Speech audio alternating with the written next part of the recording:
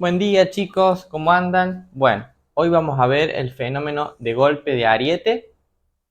Acá les he dibujado las fases del fenómeno. ¿Qué vamos a pensar? Esto de acá es una tubería, ¿sí? Una tubería con un depósito que está a una altura h. Vamos a pensar que no hay pérdidas por fricción para simplificar el modelo. Y en la punta de esta tubería va a haber una válvula de cierre. En t igual a 0, bueno, mejor dicho, en t antes de 0, esto viene normal, viene con velocidad, velocidad 0 y p igual a p0, ¿sí? Una carga dinámica por tener velocidad y una carga, bueno, también por la altura, ¿no? En t igual a 0, se cierra la válvula, entonces lo que vamos a tener es lo siguiente. Cuando cierro la válvula, toda el agua que venía, supongamos que es agua, toda el agua que venía se va a comprimir en esta sección. Lo que va a hacer que la velocidad del agua en exactamente esta sección va a ser 0, ¿no? Porque cierro la válvula. Esto es para t menor a tau sobre 2. Tau sobre 2 es el periodo. ¿Qué hace? Cuando se queda el agua toda, se frena abruptamente, la presión aumenta. ¿Sí? Si la presión era P0, va a ser P0 más delta P, donde hay un incremento de la presión. Eso hace que las paredes del tubo, que son paredes elásticas, se expandan y hacia acá empieza a viajar una onda de expansión. Entonces va a viajar una onda expansiva con el tubo hasta este lugar. Esta parte de acá ni se entera de lo que pasó, sigue siendo B igual a B0 y P igual a P0. En t igual a la mitad del periodo, lo que pasó es que todo el tubo se expandió, ¿sí? Todo el tubo se expandió y todo el tubo está a sobrepresión, digamos, con velocidad igual a 0 y P0 igual a P0 más delta P. Ahora, una vez que ya la onda viajó hasta este lugar, lo que va a hacer la onda, lo que va a hacer el material es volver, o sea, es un material elástico, así que va a hacer un movimiento, digamos, oscilatorio en términos de la elasticidad del material.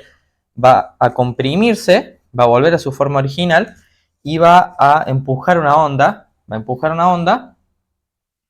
para aquel lado. Como la onda de presión va para aquel lado, necesariamente la velocidad empieza a venir hasta ese sentido, empieza a venir en este sentido, para este lugar de acá.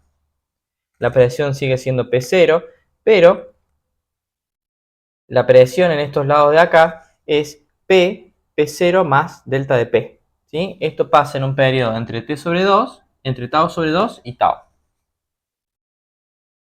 Bien, acá al final se normalizó toda la tubería, ¿sí? Se normalizó, pero tengo la presión P0 en toda la tubería, o sea, la misma que traía acá, y la velocidad opuesta. Si seguimos en un tiempo entre tau y 3 medios de tau, vemos que una vez que ha llegado toda la onda, acuérdense que llega la onda de presión hasta acá, se normaliza toda la tubería y ahora va para allá. La onda de presión, la onda va para acá. Una vez que va para acá, ¿qué hace la tubería? Se comprime, ¿sí? O sea, pasa por los tres estados: expandida en el mismo lugar que estaba siempre y comprimida. Se comprime, entonces porque se comprime pasa que la presión en ese punto es P0 menos delta P, ¿sí? Menos el golpe, menos la sobrepresión que tenía, o sea, una subpresión. Se comprime y empieza a viajar una onda para este lado, mientras la velocidad sigue siendo así.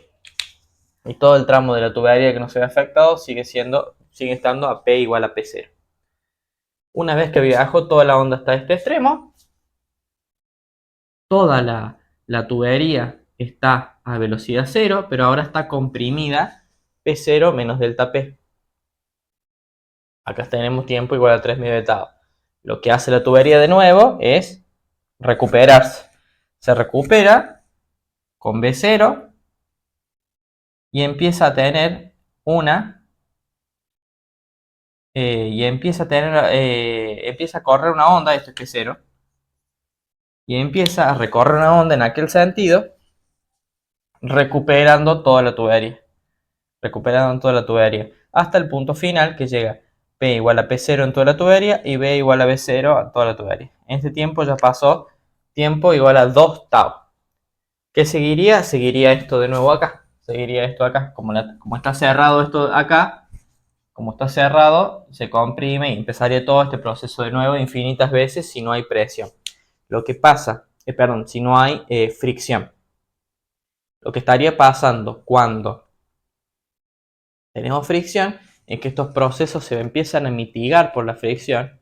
Entonces, esto se empieza cada vez a expandir menos en cada ciclo y esto se empieza a comprimir menos en cada ciclo hasta que eventualmente, si no se rompe, si no se daña la tubería, eventualmente en algún momento, en un tiempo finito, que más o menos tres o dos o tres oscilaciones, la tubería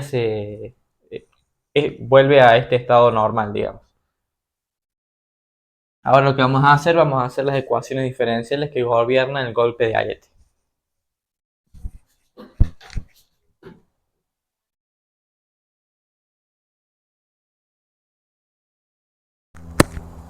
Bien, para el cálculo de las ecuaciones diferenciales, lo que vamos a pensar es en un elemento diferencial, que es el que se va a comprimir contra las paredes del tubo, ¿sí? Contra la válvula, perdón si fuera nada que estornudo. Bien, vamos a pensar en un elemento, ¿sí? Que está por colisión, que está colisionando, digamos, contra la pared del tubo. No está en z igual a 0, sino que está un poco inclinado, por eso le doy la libertad de este ángulo. Y vamos a escribir la fuerza igual a masa por aceleración, la segunda ley de Newton, aplicado a ese elemento diferencial. Lo que podemos ver que está expuesto a estas fuerzas.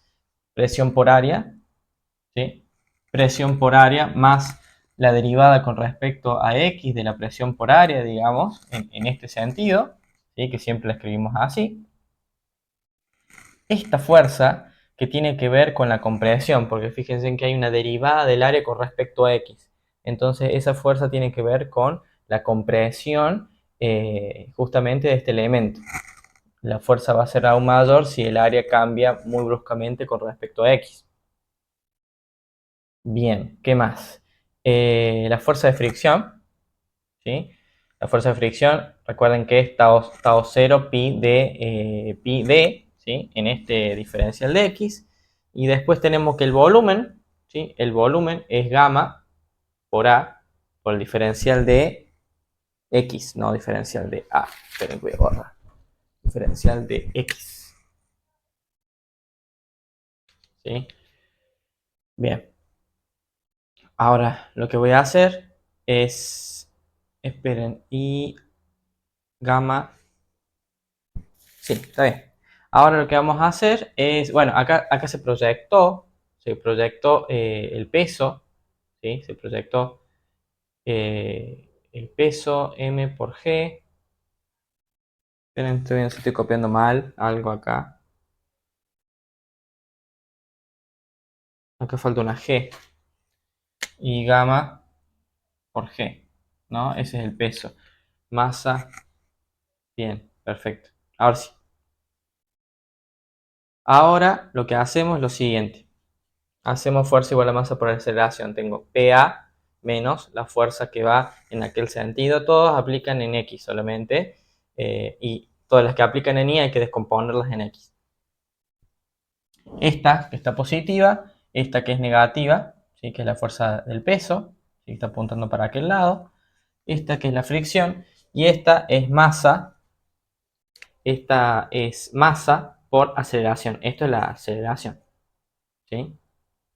Bien, perfecto. Ahora lo que voy a hacer va a ser a toda esta ecuación de acá, la voy a dividir por ρ a de x. ¿Sí? Ρ a de x. Que estoy dividiendo exactamente por la masa del cuerpo. Ρ a de x. ¿Qué es lo que me queda acá? Fíjense, divido acá, divido acá, divido acá, divido acá, divido acá. Y acá escribo lo que me queda.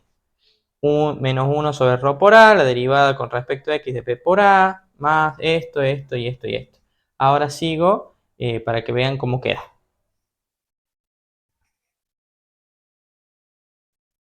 Bien, siguiendo un poco con la ecuación, esta ecuación nos había quedado acá. Lo único que hice rápido en la otra ecuación es escribir el área, por lo que es, recuérdense que dividimos por la masa, así que nos quedó un área acá abajo, y yo a esa área le escribí en términos de pi diámetro cuadrado sobre 4, por eso quedó pi diámetro cuadrado sobre 4. ¿Sí? Esto es ρ por el área, ¿no? Había que dividir por ρ, área y de, el diferencial de x. Bueno, ahí está el término. Ahora lo que hacemos es lo siguiente. Este término de acá es presión por área con derivada con respecto a x, así que derivo, ¿no? Entonces me queda menos 1 sobre ρ por a. Es el primero, es este sin derivar, que es a, sale afuera, por la derivada de p con respecto a x. Más, ahora derivo el otro, más p sin derivar por la derivada de a con respecto a x. Más este término, este término, este término y este término. Ya lo habíamos hecho esto. Ahora, distribuyo. Distribuyo y fíjense en que cuando distribuyo me queda este y este, que son exactamente iguales, se van. Es uno de estos con este de acá, se van. Y me queda el término de abajo.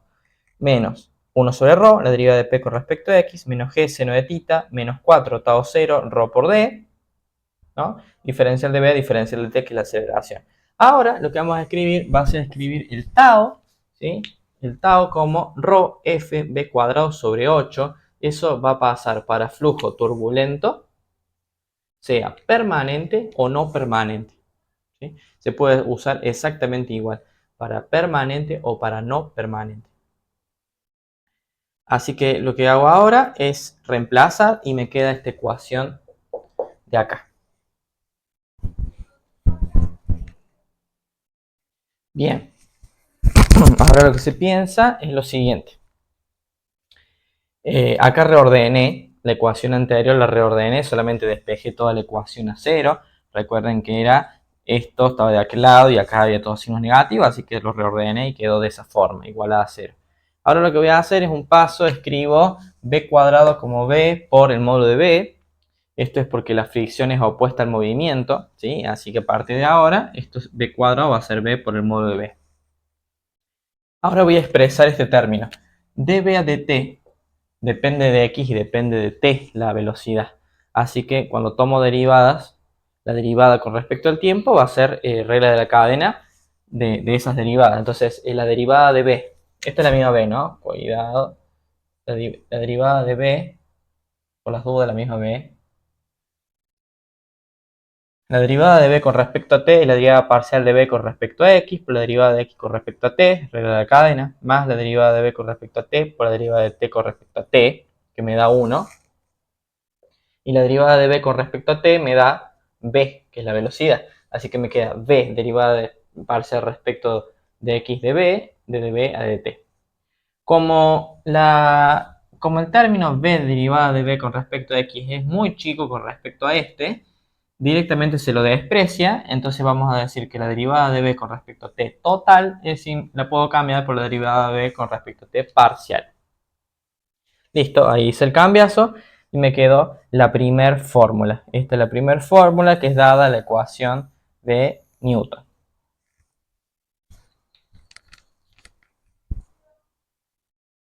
Bien, ahora lo que vamos a pensar va a ser en la ecuación de la continuidad, es la ecuación que nos falta. Vamos a pensar en este volumen de control. Vamos a pensar en el caudal másico que entra y el caudal másico que sale. Fíjense, el caudal másico que entra es ρ a por b. Si ustedes hacen la cuenta, les da el caudal. ¿Sí? Le da masa por segundo. Y esto sería lo mismo, pero más la derivada con respecto a x de esta misma cantidad.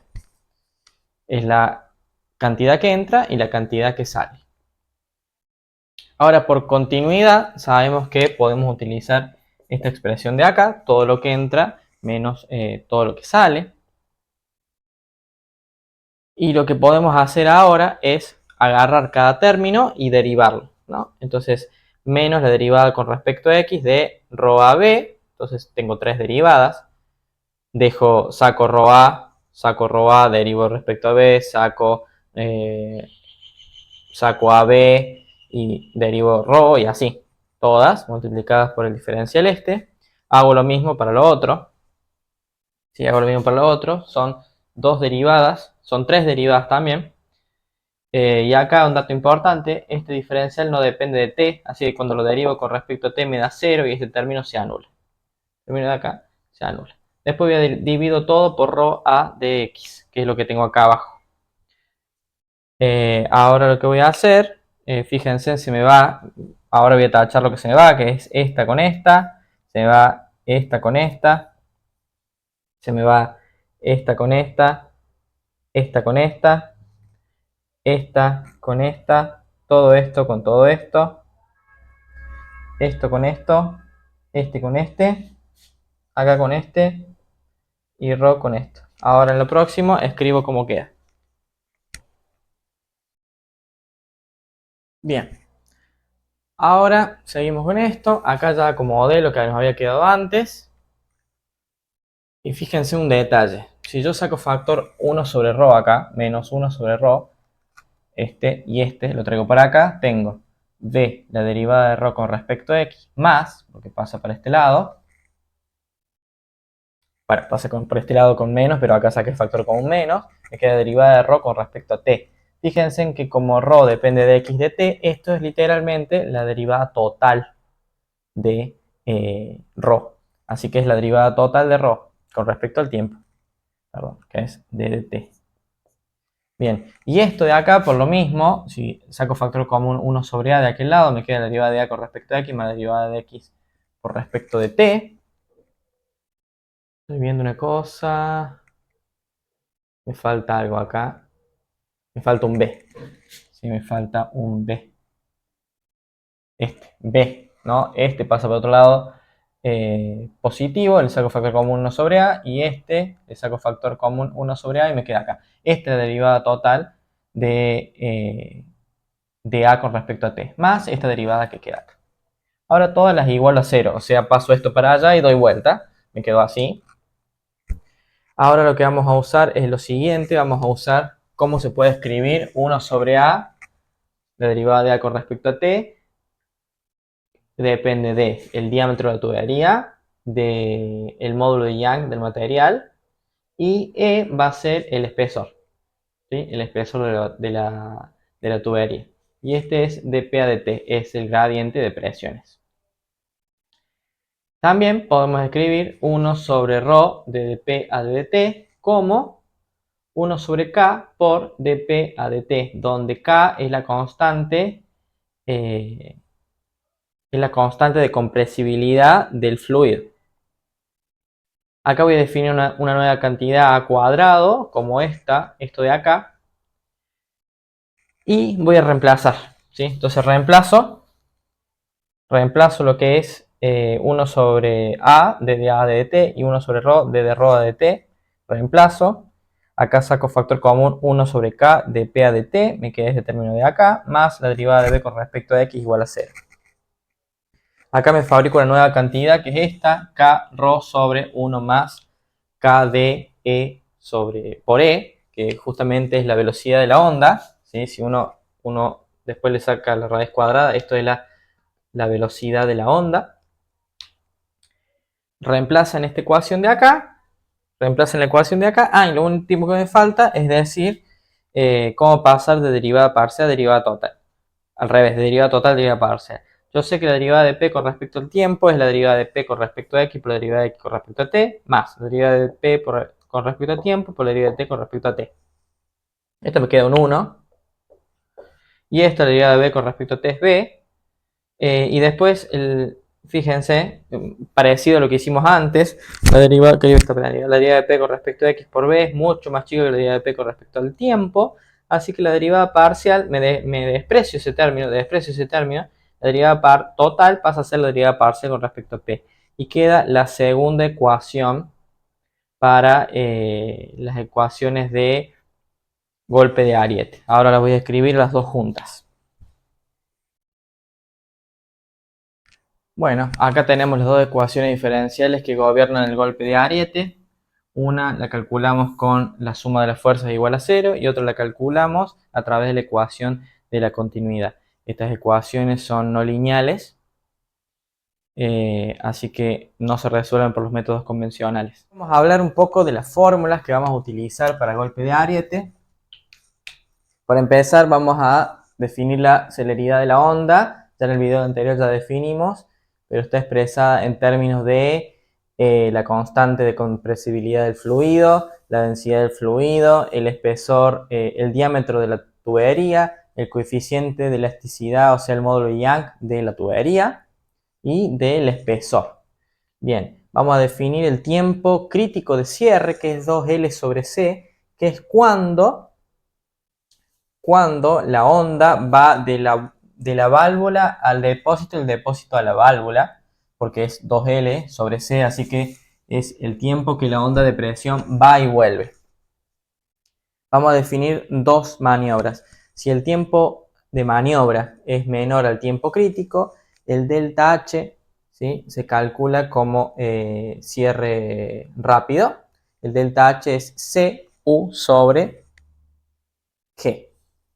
Mientras que si el tiempo de maniobra es mayor al tiempo crítico, el delta H es 2LU sobre G por T, donde U, acá la U es la velocidad que tenía el fluido inicialmente. Bien, ahora vamos a definir otra cantidad que se llama longitud crítica, que es la longitud de la tubería que no está expuesta a sobrepresión. ¿Sí? Ahora lo vamos a ver en términos de los gráficos. Bien, si el tiempo de maniobra es menor que el tiempo crítico, o sea, cierre rápido, lo que va a pasar es que no toda la tubería va a estar expuesta a una sobrepresión, sino que un pedacito, ¿sí?, este pedacito. Esto se lo llama longitud crítica. Por lo tanto, si el tiempo de maniobra es menor a 2L sobre C, la longitud crítica termina siendo C por el tiempo de maniobra sobre 2. ¿Sí? Entonces, acá está el tubo, se cierra en un tiempo menor al tiempo crítico, entonces la sobrepresión alcanza el tramo L menos LC. ¿Bien? Si el tiempo de maniobra es exactamente 2L sobre C, o sea que es exactamente el tiempo crítico, la sobrepresión actúa solamente en la válvula. ¿Sí? Entonces imagínense que yo cierro, ¿no? Cuando voy a explicar empezando con este. Si el tiempo de maniobra es 0, toda la tubería está expuesta a sobrepresión. Entonces si cierro de golpe, toda la tubería está expuesta a sobrepresión. Mientras más tarde en cerrar, más se va a incrementar la longitud crítica y menos va a ser el pedazo de tubería que está expuesta a sobrepresión. Y en el caso extremo de que si yo me demoro el tiempo crítico en cerrar la tubería, estoy en que solamente la sobrepresión la voy a obtener acá, ¿sí?, en la válvula.